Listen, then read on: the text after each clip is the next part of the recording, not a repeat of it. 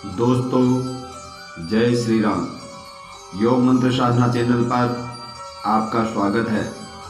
आज इस वीडियो में हम जानेंगे।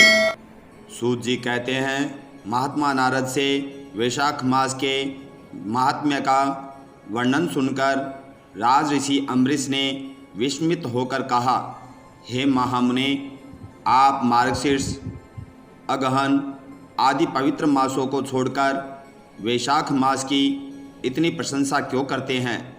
उसी को सब मासों में श्रेष्ठ क्यों बतलाते हैं? यदि माधव मास यानी वैशाख मास सबसे श्रेष्ठ और भगवान लक्ष्मीपति को अधिक प्रिय है तो उस समय स्नान करने की क्या विधि है? वैशाख मास में किन किन वस्तुओं का दान करना चाहिए? कौन सी तपस्या करनी चाहिए? किस देवता का पूजन करना चाहिए? कृपा निधे, उस समय किए जाने वाले पुण्य कर्म का आप मुझे उपदेश कीजिए। सद्गुरु के मुख से उपदेश की प्राप्ति दुर्लभ होती है। उत्तम देश और काल का मिलना भी बड़ा कठिन होता है। राज्य प्राप्ति आदि दूसरे कोई भी भाव हमारे हृदय को इतनी शीतलता प्रदान नहीं करते जितना आपका आगमन और समागम हमें शीतलता प्रदान करता है। नारद जी ने कहा, राजन सुनो, मैं संसार के हित के लिए तुमसे माधव मास यानी वैशाख मास की विधि का वर्णन करता हूँ। जैसा कि पूर्व काल में ब्रह्मा जी ने बतलाया था, पहले तो जीव का भारतवर्ष में जन्म होना ही दुर्लभ है, उससे भी अधिक दुर्लभ है वहाँ मनुष्य की योनि को प्राप्त करना। मनुष्य होने पर भी अपने धर्म के पालन में प्रवृत्त होना तो और भी कठिन है। उससे भी अत्यंत दुर्लभ है भगवान वासुदेव में भक्ति, और उसके होने पर भी माधव मास में यानी वैशाख मास में स्नान आदि का सुयोग्य मिलना और भी कठिन है। माधव मास, माधव यानी लक्ष्मीपति को बहुत प्रिय है। माधव वैशाख मास को पाकर जो विधि पूर्वक स्नान, दान तथा जप आदि का अनुष्ठान करते हैं, वे ही मनुष्य धन्य धन्य होते हैं, कृतकृत्य होते हैं। उनके दर्शन मात्र से पापियों के भी पाप दूर हो जाते हैं और वे भगवत भाव से भावित होकर धर्माचरण के अभिलाषी बन जाते हैं। वैशाख मास में जो एकादशी से लेकर पूर्णिमा तक अंतिम 5 दिन वे समूचे महीने के समान महत्व रखते हैं।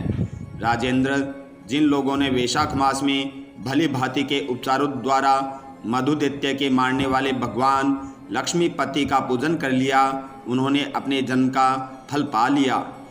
भला कौन सी ऐसी अत्यंत दुर्लभ वस्तु है जो वैशाख के स्नान तथा विधि पूर्वक भगवान के पूजन से नहीं प्राप्त होती? जिन्होंने दान, होम, जप, तीर्थ में प्राण त्याग तथा संपूर्ण पापों का नाश करने वाले भगवान श्री नारायण का ध्यान नहीं किया, उन मनुष्यों का जन्म इस संसार में व्यर्थ ही समझना चाहिए। जो धन के रहते हुए भी कंजूसी करता है, दान आदि किए बिना ही मर जाता है, उनका धन व्यर्थ है। राजन, उत्तम कुल में जन्म, अच्छी मृत्यु, श्रेष्ठ भोग, सुख, सदा दान करने में अधिक प्रसन्नता, उदारता तथा उत्तम धैर्य, ये सब कुछ भगवान श्री विष्णु की कृपा से ही प्राप्त होते हैं। नारायण के अनुग्रह से ही मनोवांछित सिद्धियाँ मिलती है।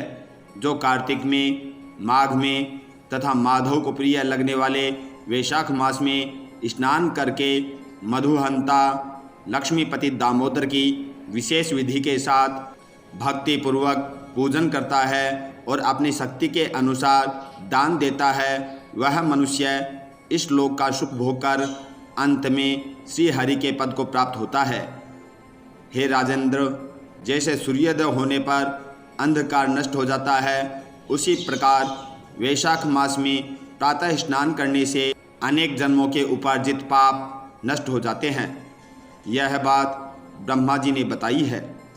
भगवान श्री विष्णु ने माधव मास की महिमा का विशेष प्रचार किया है, अतः इस महीने के आने पर मनुष्यों को पवित्र करने वाले पुण्य जल से परिपूर्ण गंगा तीर्थ, नर्मदा तीर्थ, यमुना तीर्थ अथवा सरस्वती तीर्थ में सूर्योदय से पहले स्नान करके भगवान मुकुंद की पूजा करनी चाहिए।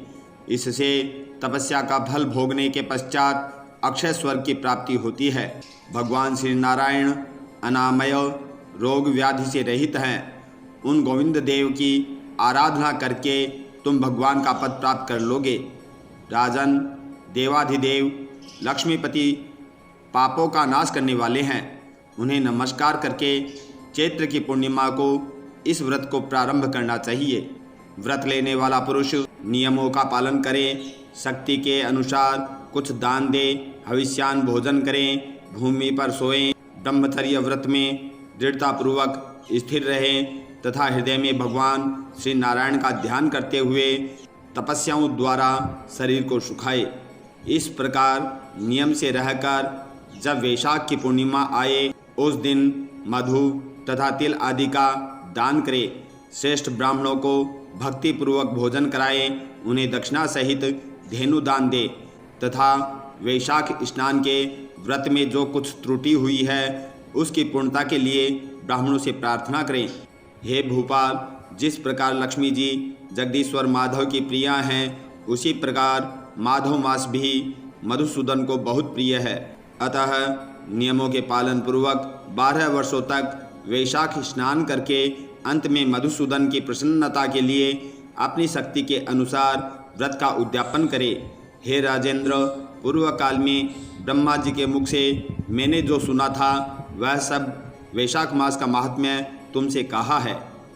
अम्बरीश ने पूछा, हे मुनि, स्नान में परिश्रम तो बहुत थोड़ा है, फिर भी उससे अत्यंत दुर्लभ फल की प्राप्ति होती है।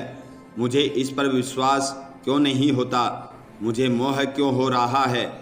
नारद जी ने कहा, हे राजन, तुम्हारा संदेह ठीक है। थोड़े से परिश्रम के द्वारा महान फल की प्राप्ति असंभव सी बात है। तथापि इस पर विश्वास करो, क्योंकि यह ब्रह्मा जी की बताई हुई बात है। धर्म की गति सूक्ष्म होती है, उसे समझने में बड़े बड़े पुरुषों को भी कठिनाइयाँ होती है। श्री हरि की शक्ति अचिंत्य है, उनकी कृति में विद्वानों को मोह हो जाता है। विश्वामित्र आदि क्षत्रिय थे, किंतु धर्म का अधिक अनुष्ठान करने के कारण वे ब्राह्मणत्व को प्राप्त हो गए। अतः धर्म की गति अत्यंत सूक्ष्म है। हे राजेंद्र, तुमने सुना होगा अजामिल अपनी धर्म पत्नी का परित्याग करके सदा पाप के मार्ग पर ही चलता था। तथापि मृत्यु के समय उसने केवल पुत्र के स्नेहवश नारायण कहकर पुकारा। पुत्र का चिंतन करके नारायण का नाम लिया, किंतु इतने से ही उसको अत्यंत दुर्लभ पद की प्राप्ति हुई। जैसे अनिच्छापूर्वक भी यदि आग का स्पर्श किया जाए तो वह शरीर को जलाती है, उसी प्रकार किसी दूसरे के निमित्त श्री गोविंद का नामोच्चारण किया जाए तो वह पाप राशि को भस्म कर डालता है। जीव विचित्र हैं, जीवों की भावनाएं विचित्र हैं, कर्म विचित्र हैं तथा कर्मों की शक्तियाँ भी विचित्र हैं। शास्त्र में जिनका महान फल बताया गया हो वही कर्म महान है।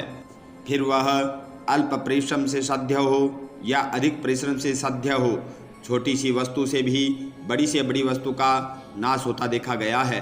जरा सी चिंगारी से बड़े बड़े पेड़ स्वाहा हो जाते हैं। जो श्री कृष्ण के भक्त हैं उनके अनजाने में किए हुए हजारों हत्याओं से युक्त भयंकर पातक तथा चोरी आदि पाप भी नष्ट हो जाते हैं।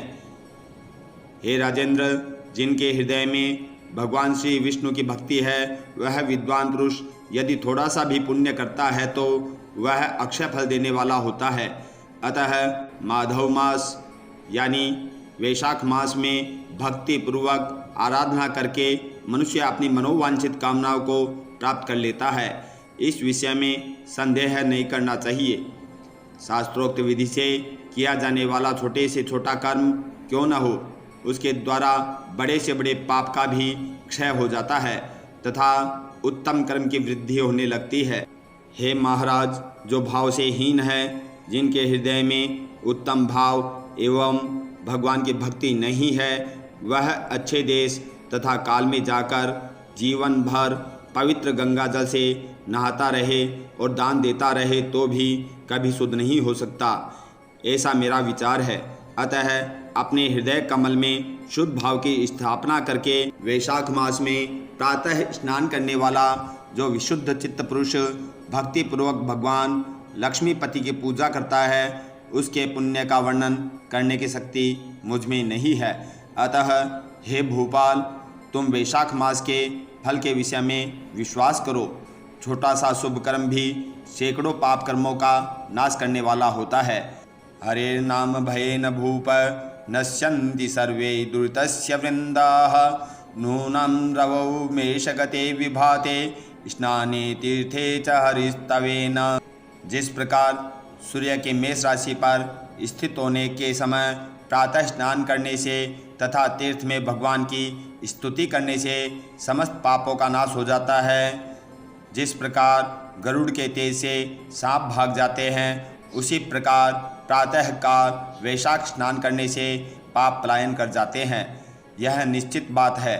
जो मनुष्य मेष राशि के सूर्य में गंगा या नर्मदा के जल में नहाकर एक काल, द्विकाल या त्रिकाल भक्ति भाव के साथ पाप प्रशमन नामक स्तोत्र का पाठ करता है, वह सब पापों से मुक्त होकर परम पद को प्राप्त होता है। हे अमरीश, इस प्रकार मैंने थोड़े में यह वैशाख स्नान का सारा महात्म्य सुना दिया है। अगर आपको ये वीडियो अच्छा लगे तो इसे शेयर करें, लाइक करें और चैनल को सब्सक्राइब करें। जय श्री राम।